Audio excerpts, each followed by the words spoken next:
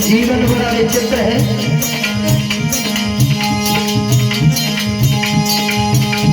चेला का साथी गुरु नहीं, ना साथ गुरु के चेला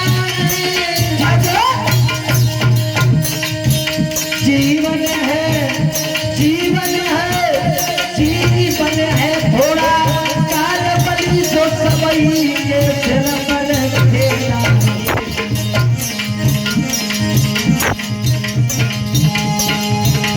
तू दुखिया को धीरज देगा, तो दुखिया तुझे दुआ देगा। रो तो देखो हंसेगा तू, तुझको भी कोई रुला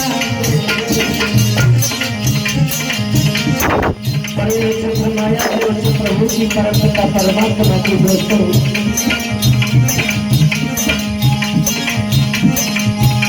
मत मंगे तू तो जिसके लिए अकरीली चाल चले मतना। घमंड मत कर, बड़ी विचित्र माया है उस प्रभु की मेरे मुरली धन का नहीं आती। अकरीली मस्तानी, अकरीली चाल भुला देगा लेनो से नीला बहादे। कन्हैया मुरली बनाए जहाँ संतन के प्यारे, तुम्हें ये विनोदन पुकारे।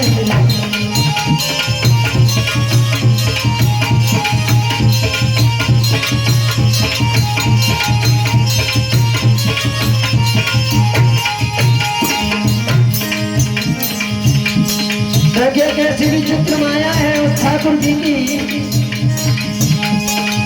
एक लड़की अपने प्रीतम को रिझाने को सुरमा को लगाई रही खड़ी खड़ी। चौलंगाल बली में तयोतम छोटो की सुरमा डाली पड़ी। और इस सखी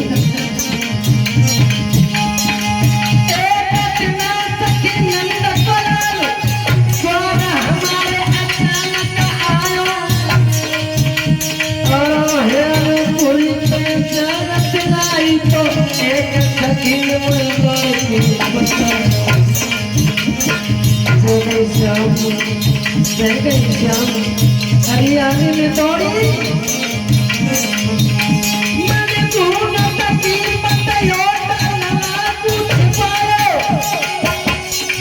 राजल मोड़ी पाई पंगोड़ी भरने श्याम कन्हैया मुरली बहाने जहाँ शंकर के प्यारे शरण हम पड़े तुम्हारे।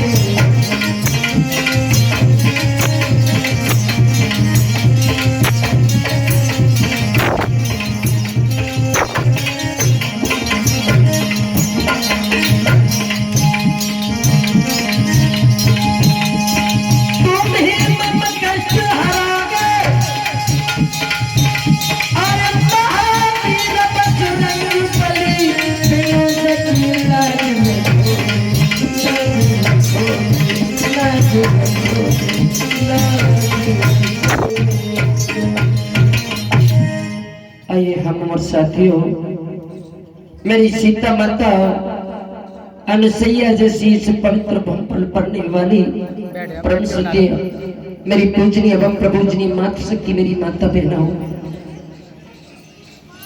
आज कथा के चलते हुए पंचम दिवस है। उधर गंगा मैया के हरिहर क्षेत्र में बैठे हुए व्यास नंदन श्री सुखदेव जी महाराज राजा परीक्षित को सुंदर सुंदर कथाओं का आख्यान श्रवण करा रहे हैं। जैसे ही उनके मुख से सुंदर शब्द का भावार्थ प्रदान होता है, जैसे पपिया स्वाद की बूंद को एकदम कटक से निगल लेता है, उसी प्रकार से परीक्षक एक एक शब्द को अपने घट में धारण कर लेते हैं। हाथ जोड़ करके कहने लगे, भगवान आपकी कथा अज्ञान रूपी अंधकार को भगाने के लिए करोड़ों सूर्यों के समान है। मेरे ठाकुर जी की कथा दुखों को दूर करने वाली है। भगवान आपने मुझे अनन्य कथाएं श्रवण कराई। कहने लगे, सुखदेव जी महाराज ही उत्तरानंदन परीक्षक, अब तुम बताओ क्या श्रवण करना चाहते हो।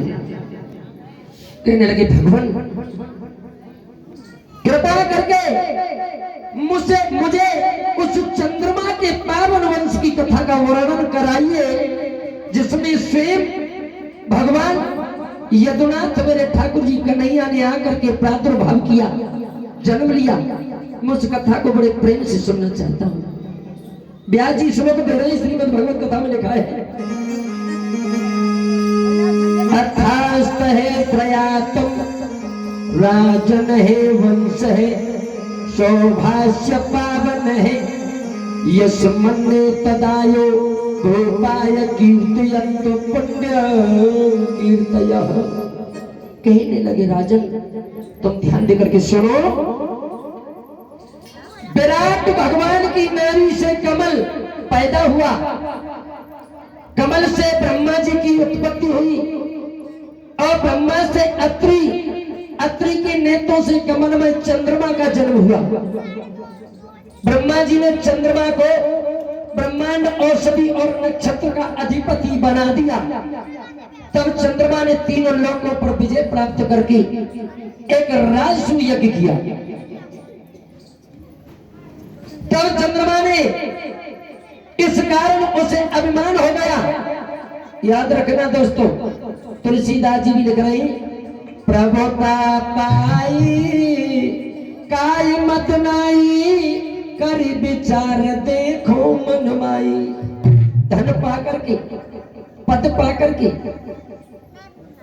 हर किसी को घमंड हो जाता है। अगर घमंड न हो, अहम की भावना न हो तो उसका जीवन सार्थक है। इस कारण उसे अपमान हो गया और वह एक दिन देवगुरु, जो देवताओं के गुरु थे बृहस्पति जी, उनकी पत्नी का नाम था तारा, अपने गुरु की पत्नी को ही एक दिन चंद्रमा चुरा लाया। अब तो बहुत कोशिश की, बार बार मांगने पर भी उसने तारा को वापस नहीं लौटाया चंद्रमा ने। ऐसी स्थिति में देवता और दानवों में घोर संग्राम छिड़ गया।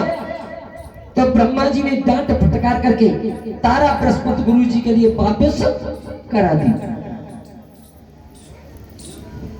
तब देखा चंद्रमा का गर्भ था तारा के, तो गुरु बृहस्पति जी ने कहा, अरे दुष्टनी, ये जो तेरे गर्भ है ना चंद्रमा का, इसे तू क्षय कर दे। उसने कहा, नहीं मैं ऐसा नहीं करूंगी। तारा ने ऐसा नहीं किया। समय आने पर तारा के गर्भ से एक बहुत सुंदर पुत्र पैदा हुआ। जब पुत्र का जन्म हुआ, इधर चंद्रमा में और गुरु बृहस्पति जी में दोनों में झगड़ा शुरू हो गया। चंद्रमा कहने लगा, ये पुत्र मेरा है। बृहस्पति गुरु कहने लगे, ये पुत्र मेरा है। तभी ब्रह्मा जी ने तारा के लिए बुलाया। तारा से पूछा, रही तारा ये बता किसका पुत्र है। तारा ने एक ही झटके में कह दिया, ये पुत्र चंद्रमा का है। अर्थात उस बेटे के चंद्रमा के लिए दे दिया गया। भक्तों, उस बालक का नाम बुध रखा गया। बुध के द्वारा इला नामक पत्नी से राजा पुरुरवा का जन्म हुआ और पुरुरवा बहुत ही सुंदर एवं गुणवान राजा थे। एक बार इंद्र की सभा में जाकर नारद ने पुरुरवा के गुणों का बखान किया। कहा,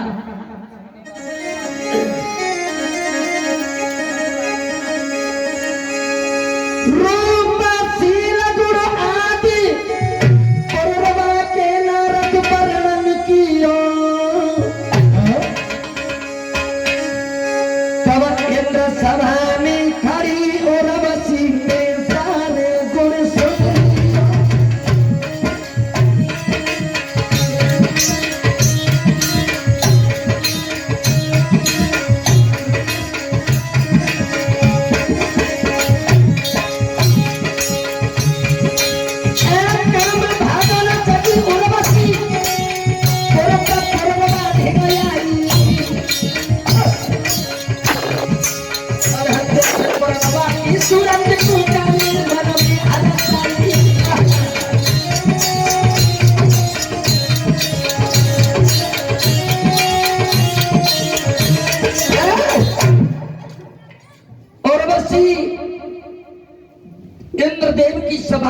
खड़ी थी।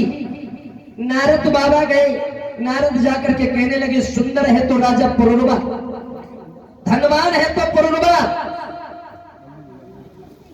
चक्रवर्ती सम्राट है तो पुरुरवा। इधर पुरुरवा राजा की इतनी बड़ाई है सुनी, तुरंत काम वासना जागृत हुई उर्वशी के मन में और मृतलोक में आ गई। कहने लगी राजन मैं तेरे साथ शादी करना चाहती हूँ। उर्वशी बहुत सुंदर थी, इंद्र के सभा से एक ही अप्सरा थी। कहने लगे पुरुरवा के ठीक है मैं तुमसे शादी करने के लिए तैयार हूँ। उर्वशी कहने लगी राजा मेरी एक शर्त होगी। क्या? तब मैं तुमसे शादी कर सकती हूँ। कौन सी शर्त है आपकी? कहने लगी सुनो महाराज, ये मेरे दो भेड़ के बच्चे ही मैंने अपने साथ लेकर के जाऊंगी। जिस दिन कोई इन्हें चुरा करके ले गया उसी दिन मैं छोड़ करके तुम्हें वापस चली आऊंगी। प्लस केवल मैं दोनों अवस्था में तुम्हें नग्न रूप में देखूंगी, इसके बाद तुम मुझे नग्न अवस्था में मिलेगा तो मैं तुरंत छोड़ करके तुम्हें चली आऊंगी। राजा ने शर्त को मंजूर किया। पुरुरवा ने उर्वशी के साथ विवाह किया बड़ी धूमधाम से। है परीक्षित, मित्रा वरुण के श्राप बस ये उर्वशी मृतलोक में राजा पुरुरवा के साथ विहार करने लगी। उधर राजा इंद्र को बेचैनी हुई, उर्वशी के बिना उसका इंद्रलोक सूना हो गया। एक दिन उन्होंने याद किया, गंधर्वों को बुलाया और कहा रे भैया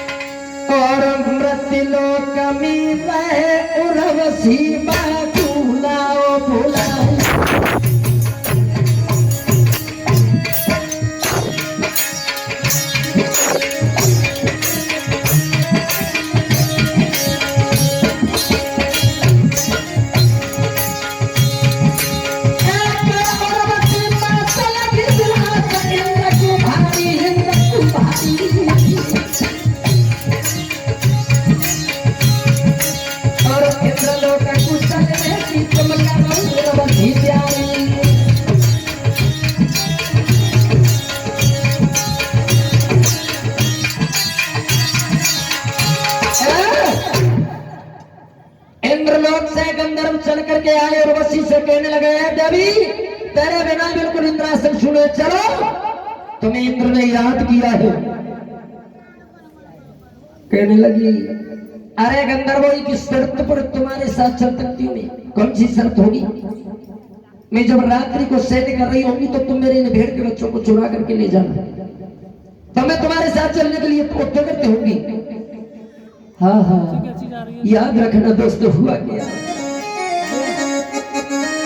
ब्राइड वो दिया क्या करती है। अरे जबली भेड़